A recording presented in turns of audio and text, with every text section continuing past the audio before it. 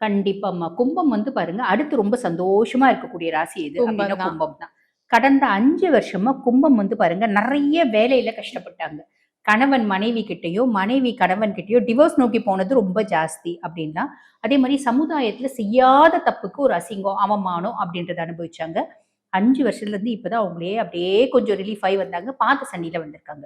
பாத சனியா இருந்தாலும், அவரு வந்து பாத்தீங்கன்னா, சனி பகவான் அ ஆல்ரெடி இவங்கள வறுத்தெடுத்து அவரு ரொம்ப டயர்ட் ஆயி போய் படுத்திருக்காரு அப்படின்னு தான் சொல்லலாம்.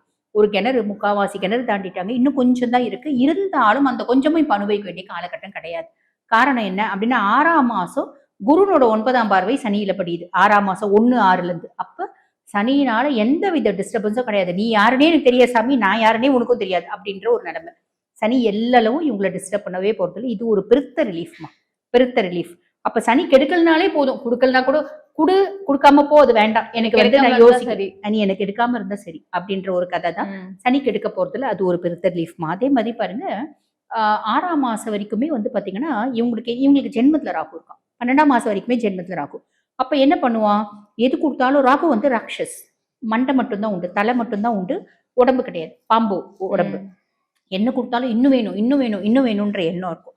அப்ப இவங்களுக்கு என்ன தோணும்? அ வேலையில நல்லா சம்பாதிக்கிறாங்க. இல்ல மீடியமா சம்பாதிக்கிறோம். இன்னும் சம்பாதிக்கணும், இன்னும் சம்பாதிக்கணும். குடும்பத்த கம்ஃபர்ட்டா வச்சுக்கணும். எனக்கு பத்தல, பத்தல. இந்த கேஜிஎஃப் படத்துல அந்த ஹீரோ ஒண்ணு சொல்லுவாரு பாருங்களேன், ம். இன்னும் வேணும், இன்னும் இன்னும் வேணும். வேணும். அந்த மாதிரி ஒரு எண்ணம் அப்படின்றது இருக்கும். தப்பு இல்ல. நல்லது. அதுதான் நம்மள சாதிக்க தூண்டும் அப்படின்லாம். இது எதுல இருக்கும்? காதல்ல, காமத்திலயும் இந்த எண்ணம் இருக்கும். அப்ப அதனால நம்ம வந்து கொஞ்சம் கிராஸ் ஆவறதுக்கு, ஒரு குறுக்கு வழியில போறதுக்கு வழியும் வாய்ப்பு உண்டு. இதுக்கும் மேல என்ன? அது ஒரு பெரிய மைனஸ் அப்படின்றத விட பெரிய மைனஸ் என்ன அப்படின்னா, ஆ எனக்கு வந்து பாருங்க, என் குடும்பத்த கம்ஃபர்ட்டா வச்சுக்கணும். நான் ரொம்ப சௌரியமா வாழணும். எதிர் வீட்டுக்காரன் பாரு, என்ன விட அறிவு கம்மி. பயங்கரமா சம்பாதிக்கிறான். நேர் வழியில இல்ல, குறுக்கு வழியில. அப்ப நான் ஏன் குறுக்கு வழியில போக்கூடாது? நெறைய எக்ஸாம்பிள்ஸ் அந்த மாரி எடுத்துப்பாங்க. இவங்கலாம் நேர் வழியில சம்பாரிச்சாங்களா? இல்லையே. ஒரு குறுக்கு வழியில போனவன் தான் பெரிய ஆளா இருக்கான். அப்ப நானும் அந்த மாரி போவேன். அப்படின்னு தோணும். ஆனா நம்ம அத செய்யக்கூடாது. காரணம் என்ன? அப்படின்னா, நீ கும்பராசியில பொறந்திருக்க. உன்னோட ராசியாதிபதி சனி பகவான். அப்ப ஆல்வேஸ் உன் வழி தனி வழியா இருக்கணும், நேர் வழியா இருக்கணும். நீ குறுக்கு வழியில போனா உன்ன போட்டு தள்ளிடும். ஆமா. அதுல கவனம் அப்படின்றது வச்சுக்கணும். மத்தபடி மீதி எல்லாம் வந்து பார்த்தீங்கன்னா, ஒரு இனம் புரியாத குழப்பம் வரும். ஆனா ஒண்ணு, வண்டி ஓட்டிட்டு போறாங்கன்னா, இந்த வண்டிய நம்ம ஓட்டிட்டு போறோமே, திடீர்னு ஆக்சிடென்ட் ஆயிட்டா என்ன பண்றது?